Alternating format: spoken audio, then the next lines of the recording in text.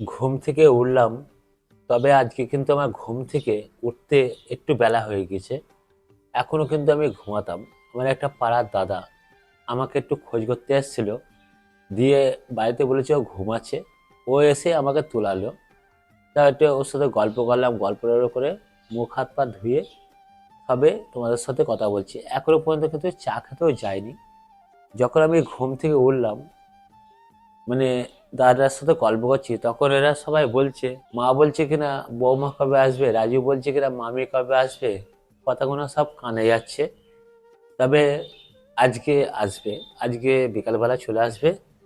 আমি আজকে সকালবেলায় যাব না। গতকালকে যখন রাত্রিবেলা গিয়েছি, তখন গিন্নি বললো কিনা তোমাকে আর সকালে আসতে হবে না, তুমি একবারে দুপুরে পরে মোটর সাইকেল নিয়ে চলে আসবা, আমি তোমার সাথে চলে যাব। তা দেখো, ঘুম থেকে যদি উঠতে বেলা করে ফেলি, তাহলে তো সংসারের কাজ তো সব হয়েই যাবে।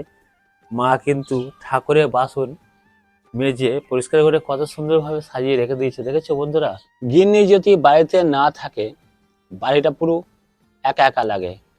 ও রান্নাঘরে থাকে, আমি যখন পাড়া থেকে বাড়ি আসি আমাকে একটুখানি বকে, বকলেও কিন্তু আবার পরে কিন্তু খোঁজ করে ভাত খাও।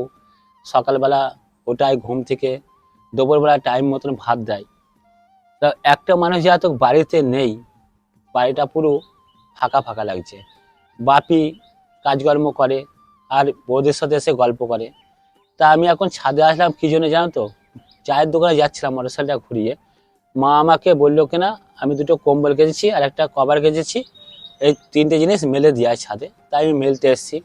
মেলার পরে মেলাও হয়ে গেছে, তোমাদের সাথে শেয়ার করতে পারিনি। এক হাতে মোবাইল আর এক হাতে কাজ করছি, এটা হয় না। তা এখন যাব, দেখো ফোন করছে রাজু, মোবাইলটা হয়তো খোঁজ করছে। তা এখন যাব একটু দোকানের দিকে, একটু চা খাবো, তারপরে আবার যেতে হবে বাজারে, কিছু জিনিস কিনে আনতে হবে, যেটা আমি লাগবে, ধুনো কপ্পর এসব কিনতে হবে। একটু বাজারের দিকে যাই, ওই জিনিস কটাকে কিনে নিয়ে আসি আর মোবাইলটা রাজুকে দিয়ে আসি। পাখা কালকে থেকে খারাপ হয়ে আছে, কালকে সারা রাত ধরে পাখা চলেনি, কি হয়েছে জানি না। দেখো বন্ধুরা, একটা কথা বলি, যেদিন আমার গিন্নি নিজের বাড়ি থেকে বাপের বাড়িতে বেড়াতে যায়, সেদিন কিন্তু প্রচুর প্রচুর পরিমাণে বৃষ্টি হচ্ছিল, বৃষ্টি থামতে পারছিল না।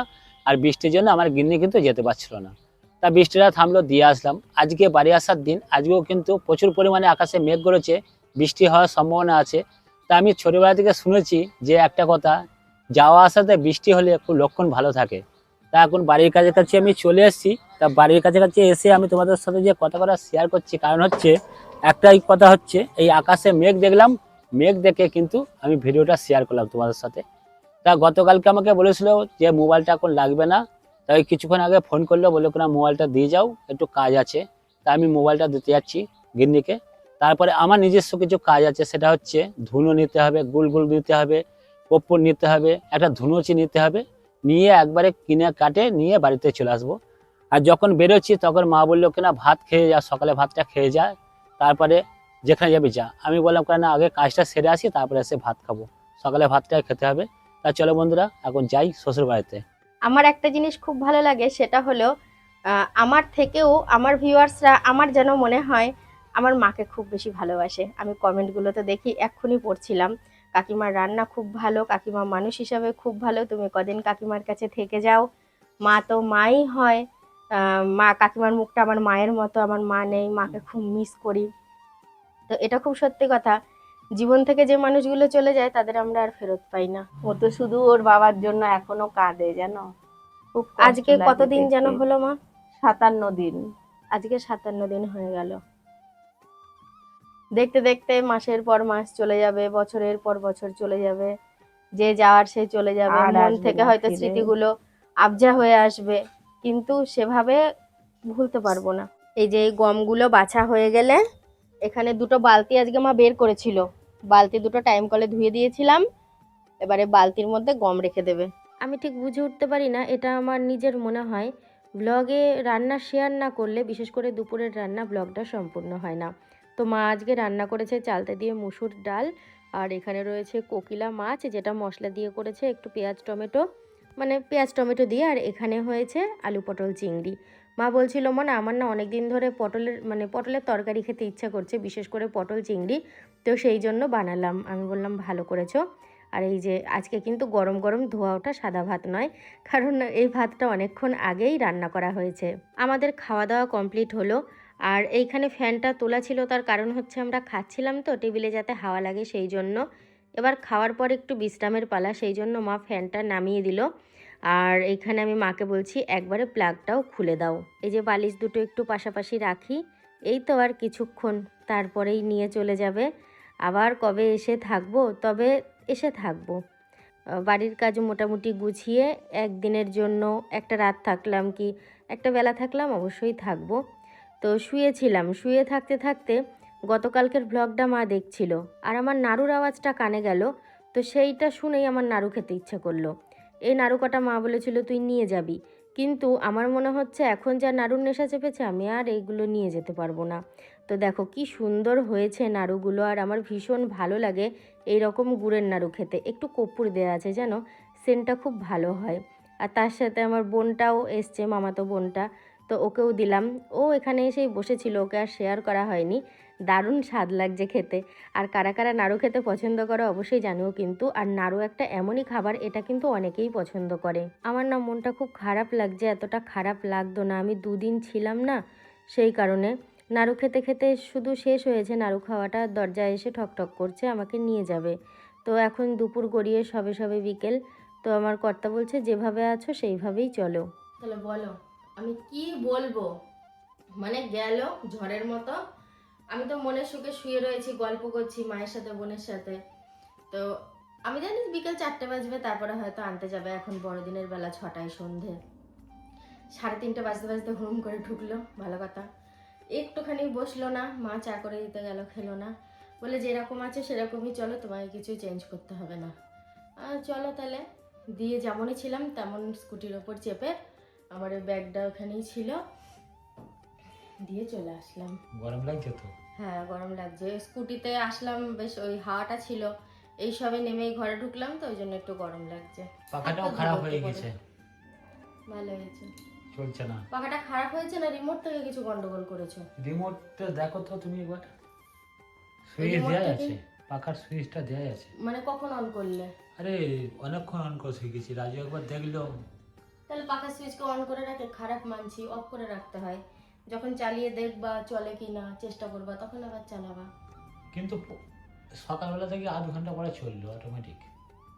রিমোটে কিছু মনে হয় যেন গন্ডগোল হয়েছে।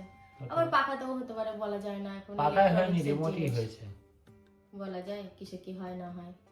4 বছর হলো তো, 5 বছর করে হচ্ছে। টিভি, ফ্যান এগুলো সব একই সাথে। সন্ধে হয়ে গেছে, চা বানিয়েছি, মাকে দিলাম, আমিও নিলাম।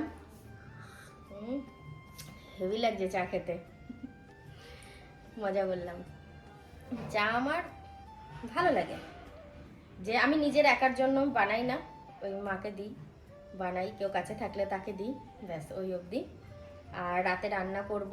আমি তোমাকে জিজ্ঞাসা করলাম সবজি কিছু নিয়েছো, আমি বাড়িতে বলে রেখে গেছিলাম তো, যে ওই সবজি ভাই আসলে ওর কাছ থেকে আলু, পটল, আদা, লঙ্কা এগুলো নিতে, সব নেওয়া হয়েছে। সব নেওয়া হয়েছে, দেখলাম ওই সাইডটায় করে রয়েছে। ভালো হয়েছে, রাতে রান্না করতে হবে যাই হোক কিছু। আর আরেকটা কথা, ওই যে তুমি ধুনো দিবা না? ওই দেখো ঢুকে পড়েছে। কিরে কি ব্যাপার? আজকে দেখলাম ও আমাদের ওখানে গিয়েও গুপগুলের খোঁজ করছিল। তো গুপগুল, তারপরে কর্পূর, ধুনো, তেজপাতা, আর কি দারচিনি, নবর, আর কি ও নবর নবর করছে, আমি না ঠিক জানি না কি, 1 কৌটো এরকম গুঁড়ো করেছে। মাটির ধুনোচিও কিনে এনেছে দেখছি, এখন ও ধুনো দেবে আর আমি স্মেলটা নেব। ভাবছি অত কিছু মিশানো আছে, ওই কর্পূর, ধুনো আর গুপগুল, এই 3টে মিশ্রণ করে যেই মানে ধুনোর গন্ধটা হয়, সুগন্ধটা হয়, সেটা পেয়েছি। কিন্তু এটাই অনেক রকম দেয়া আছে, তো আমি একটু অপেক্ষায় আছি ওই জন্য। এই যে এই স্মেলটা আমি পেলাম, ভালো লাগছে, খারাপ না। সব কিছু মিশিয়ে একটা সুগন্ধ তৈরি হয়েছে। সব থেকে ভালো কথা হচ্ছে কি, বাড়ির জন্য খুব ভালো। হ্যাঁ, মেল কি হলো না হলো সেটা ব্যাপার না, নেগেটিভ এনার্জি দূর হয়, পজিটিভ এনার্জি আসে, এই আর কি। আমার বরেগুলো আমার খুব মানে, খুবই মানে, একটু আধটু না। পুরো 9:30 বাজে। আর কালকে এই টাইমে আমি পুরো আমার কাছে মধ্যরাত ছিল 9:30 মানে, কারণ 8টা 40-এ আমি শুয়ে পড়েছি খেয়ে দিয়ে। মা আমি দুজনাই। মোটামুটি 9টা বাজতে বাজতে আমি ঘুমিয়ে গেছি, আর 9:30 মানে মধ্যরাত হতেই পারে। পুরো গভীর ঘুম, আর কালকে খুব ঘুমিয়েছিও ভালো। আর আজকে 9:30টায় দেখো আমি কি করছি, রাতের খাবার বানিয়েছি, তার সাথে সাথে বেশ কিছু বাসন ছিল, সেগুলো ধোয়া মাজা করে এইসবে ঘরে আসলাম। এবার রান্নাবান্না করেছি তো সকালে অনেক বাসন হয়ে যাবে, তো সেই জন্য ভাবলাম ধুয়েই রাখি। আর ভাত তরকারিগুলো তোমাদেরকে একবার দেখিয়ে দিই। তরকারি বলতে আহামরি কিছু আমি রান্না করিনি, যা রান্না করেছি দেখাচ্ছি। এই হলো গরম ভাত আর 1 পিস মাছ, এটাও গরম করলাম। আমার কর্তাকে ওবেলা 2 পিস মাছ দিয়েছিল, একটা খেয়েছে একটা রেখে দিয়েছে। আর এই যে এটা হলো পাঁচ তরকারি, কিছুটা ছিল আর কিছুটা আমার ননদ দিয়েছে, দিয়ে একসাথে গরম করেছি। আর এই যে এই হলো আলু পটল চচ্চড়ি। খাওয়া দাওয়া করে শুয়ে পড়বো, তবে দেরি আছে খাওয়া দাওয়া করতে, আমার বর আসবে, তারপরে রাত্রি 10টা 10:30 বাজবে, তারপরে কিন্তু তার আগে আমি একটুখানি ফ্রেশ হবো, চেঞ্জ করব। তো বন্ধুরা চলো আজকের মতো গুড নাইট বলে দিচ্ছি, দেখা হচ্ছে আবার কালকে থেকে।